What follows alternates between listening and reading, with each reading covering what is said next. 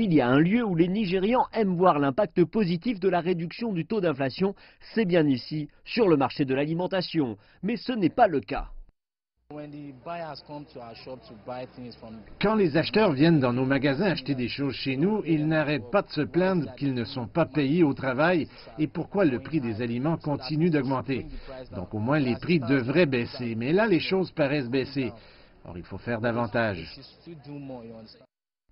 Les derniers chiffres du Bureau national des statistiques montrent que le prix de l'alimentaire est passé de 20,25 à 20,32 en août pour des articles tels que des tubercules, des céréales, le poisson et d'autres produits laitiers largement responsables de cette situation. Le gouvernement déclare que la principale raison à cela est les graves inondations qui ont affecté de nombreuses communautés agricoles, réduisant l'approvisionnement, mais aussi des affrontements ponctuels entre les fermiers et les coûts élevés des apports agricoles. Mais les analystes prédisent que ces chiffres de l'inflation vont continuer à baisser pour le reste de l'année. Quant à savoir si une baisse constante de l'inflation permettrait de baisser les taux d'intérêt de la Banque centrale, difficile à dire car le taux est actuellement à un niveau élevé de 14%.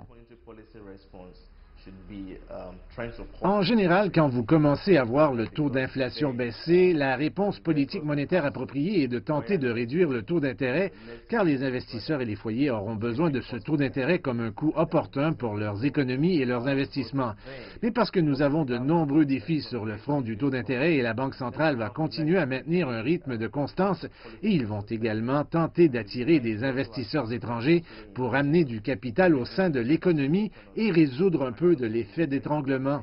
Donc nous ne devrions pas avoir une baisse proportionnée du taux d'intérêt dans l'économie.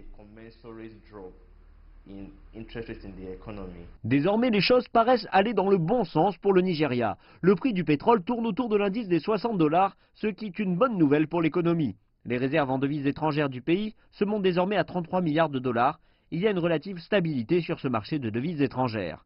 Les autorités espèrent ramener le taux d'inflation à environ 12% d'ici la fin de l'année. Mais à juste 3 mois de la fin de l'année, il est plutôt difficile de savoir si cet objectif sera atteint.